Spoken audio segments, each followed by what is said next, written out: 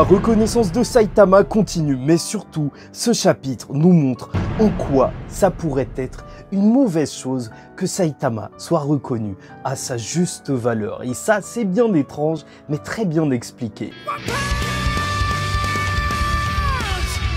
Mesdames et messieurs, ici Chage, on se retrouve aujourd'hui pour la review du chapitre 183, Troc. Et donc, voilà, juste après la pause de Murata, on se retrouve avec ce chapitre qui fait la transition vers ce nouvel arc qui semble critiquer l'héroïsme dans la société de One Punch Man, bien entendu. Et ce qui est juste terrible, c'est que Murata, malgré tout, a toujours cette maladie. Oui, encore une cover sur Fubuki. Non, je sais que les artistes sont heureux et qu'ils continuent de colorier ces covers. Mais purée, c'est fatigant et ça ne s'arrêtera jamais.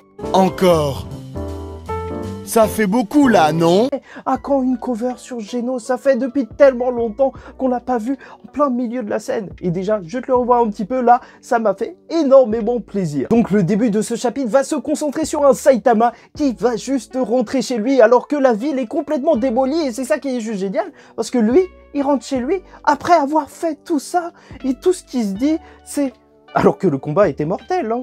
Enfin, pour quelqu'un de normal, c'est que ses vêtements sont juste un petit peu trop dégueulasses et un petit peu trop abîmés, et donc il faudrait les changer. Je m'en fous. Et même ses chaussures, c'est assez triste, non? Ça fait des semaines et des semaines qu'on parle de ses Crocs, et ça y est, il va plus les garder. Au bout d'un moment, ça me fait quelque chose, tu vois. J'ai l'impression que c'était devenu un truc carrément important pour le personnage, mais pas du tout. Fidèle et affectueuse dans chaque paire de Crocs.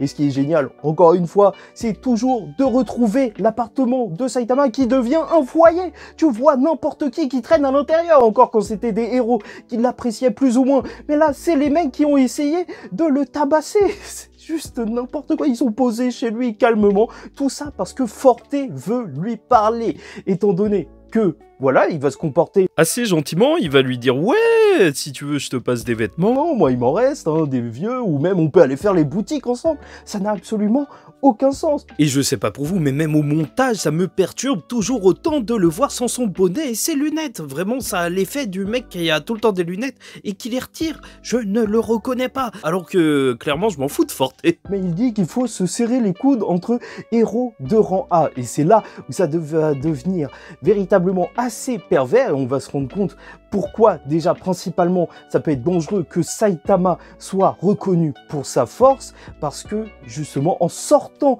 de l'appartement, on découvre que, bien sûr, quand il était dans sa chambre d'hôpital, il a vu le combat de Saitama. Les impacts et les échanges de coups dans lesquels il était provoquaient des tremblements de terre.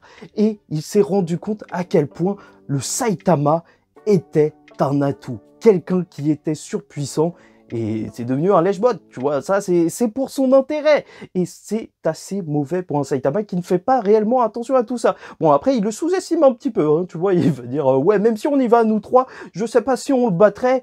Même s'ils étaient 1 million, je pense qu'ils le feraient pas. Et il sait même pas s'il tiendrait 10 secondes. Moi, je dirais, essaye de tenir une seconde. Déjà, on verra bien ce qui pourrait arriver. Mais voilà, Saitama, il n'est pas du tout prêt à ce genre d'énergumène qui pourrait le suivre juste par intérêt.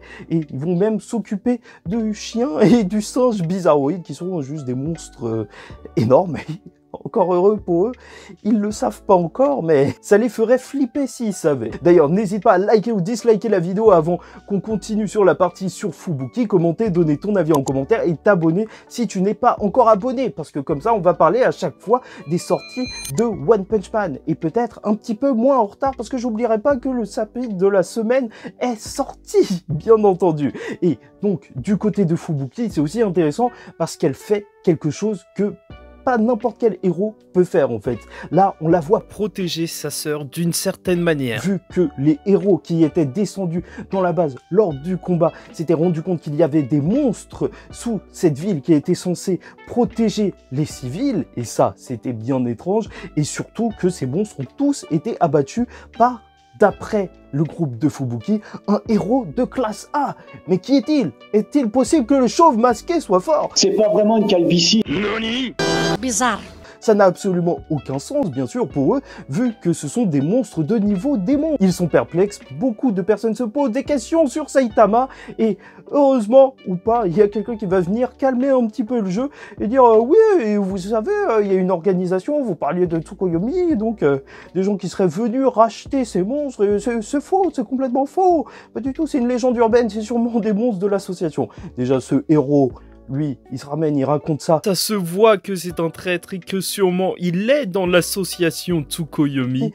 Et en plus, il y a les hauts gradés qui sont présents, qui vont avoir une conversation avec Fubuki. Et c'est là que c'est juste génial, parce que peut-être que le groupe de Fubuki, donc, n'a pas la force nécessaire pour la protéger. Mais en tout cas, il se révèle extrêmement utile, et peut-être plus utile que par la force brute dans ce genre de cas. Étant donné qu'il y a eu un de leurs membres qui a hacké l'association des héros et récupéré les preuves qu'il devait y avoir un échange d'argent entre l'association et donc ce groupe pour juste se faire de la moula, hein, tout simplement. Il ne faut pas chercher midi à 14 h. Et alors, il va y avoir ce troc. Cet accord pas trop glorieux, mais où chacun des parties est sous tension et va essayer de bénéficier de la situation. Fubuki veut juste qu'on efface les images de Tatsumaki qui est en train de tout détruire et qu'on raconte une histoire incroyable comme quoi elle a sauvé la ville de plein de monstres. Et en échange, elle ne dira pas que ces monstres étaient gardés par l'association pour se faire de l'argent. Et là, tout le monde est d'accord. Tu vois vraiment qu'il y a de la magouille dans ce monde. Et encore une fois, on est dans tout ce qui est industrie, certes, du travail, mais même industrie des stars, entre guillemets, avec One Punch Man, quand on parle de l'industrie héroïque. Et je trouve que ce rapprochement, il est super intéressant. Et c'est ça aussi que peut-être une Tatsumaki ne peut pas faire, gérer ce genre de choses toute seule, parce que... Est-ce qu'elle a un hacker? Ok, Saitama, peut-être qu'il aurait pu utiliser Genos, mais... Mais ça, c'est même pas sûr. Et c'est pour ça que exposer Saitama aussi, c'est aussi l'exposer à des problèmes qu'il ne pourrait peut-être pas régler à lui tout seul. Et c'est ça que je trouve super intéressant lors de ce chapitre. On te montre plein de choses, en fait, qui pourraient ne pas être réglé, même si Saitama était reconnu pour sa véritable force. Et d'ailleurs, on a un petit aparté sur justement ce qui se passe à la télé, où on montre que Tatsumaki a juste sauvé tout le monde qui est content, sauf Saitama qui est devant sa télé et qui se dit que quand même, c'est lui qui a sauvé la ville, vu que sinon, elle aurait complètement tout pété. Et ça, c'est juste génial, retrouver un Genos dans une scène avec lui, une scène du quotidien, ça m'avait tellement manqué de le voir comme ça, et juste se dire, ouais, sensei, vous inquiétez pas, je vais appeler pour faire la plainte. C'est juste excellent, vraiment. Et ensuite, le Saitama qui est en mode, 1 milliard de dégâts de réparation, en fait, je vais le laisser à Tatsumaki, elle le mérite. Et Genos qui le trouve quand même à chaque fois incroyable. Vraiment, ce duo m'avait manqué. Les voix chez Saitama, je sais même pas pourquoi Genos traîne encore chez lui. Enfin, je sais maintenant, ce sont plus que maître et élève, ce sont des amis. Et purée, ça me donne envie de revoir notre arc où un Genos se ferait défoncer, et encore Saitama qui lui dit « Ouais, non, tu t'es bien débrouillé » et lui mentirait ouvertement. Ouais, le monde est méchant. Et après, on va voir Tatsumaki qui est en train de rechercher Psychose à l'intérieur d'un monstre, puis elle la fera sortir jusqu'à Fubuki. Fubuki qui peut donc récupérer son ancien ami, devenu associé avec les monstres, et peut-être pourra-t-on revoir Psychose par la suite du côté des héros, ou en tout cas face à l'entreprise ou le groupe secret qui n'existe pas selon certains, Tsukuyomi. L'avant-dernière scène de ce chapitre sera donc ça, une Tatsumaki qui se rend à l'association des héros vers les dirigeants. Elle leur dit que, voilà, Psychose a disparu, ils savent très bien que c'est elle, mais tout le monde a des dossiers sur tout le monde, il y a vraiment de la magouille partout, c'est pour ça que je te dis que Saitama n'est pas prêt pour ce genre de monde, même s'il peut tuer tout le monde en un seul coup, et elle dit qu'elle va s'occuper des recherches de Psychose. Vu que c'est à cause d'elle qu'elle a été libérée, ils ont un lien psychique ou je sais pas quoi. Je sais même pas si c'est vrai, et de toute façon on s'en fout littéralement puisqu'on sait qu'elle va pas la chercher, et tout le monde le sait peut-être bien, et l'association des héros va donc accepter tout en disant que Tatsumaki a l'air bien heureuse parce que son combat face à Saitama l'a peut-être changé. Et purée, il fallait la calmer un petit peu la petite. On a donc une fin de chapitre sur l'enfant empereur qui découvre, vu que en fait il se disait que c'est vrai, c'était quand même bizarre toute cette histoire de destruction sur Tatsumaki, et là regarde les vidéos de surveillance et se rend compte de toutes les magouilles qu'il y a dans l'association des héros. C'est vraiment en fait au centre de ce chapitre le fait que les héros ne sont pas du tout tous clean et que globalement cette corporation est toute pourrie. C'est pourquoi il faut avoir le bras long pour pouvoir s'en sortir dans ce monde de requins, même si tu es le plus puissant. Et peut-être qu'il a vu les vidéos de surveillance et donc même qu'il a vu que Saitama est juste le plus puissant. À partir de là, ça fait quand même beaucoup de héros de classe S, de classe A qui commencent à se rendre compte de sa véritable puissance. Et on va pas se mentir, l'association des héros, Fubuki leur a dit de se protéger face au hacking, et à la fin du chapitre, il y a quand même quelqu'un qui les hack encore. Vraiment.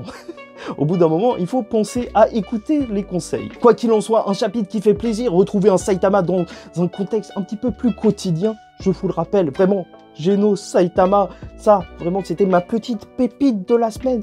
C'est vraiment ce que j'ai beaucoup apprécié, surtout qu'on a une nouvelle problématique, l'association des héros est pourri, il faut de la magouille pour réussir à s'en sortir dans ce monde, et donc la force, les compétences ne font pas tout dans cet univers. Saitama aura beau être reconnu pour sa force, être un héros sera toujours autant problématique.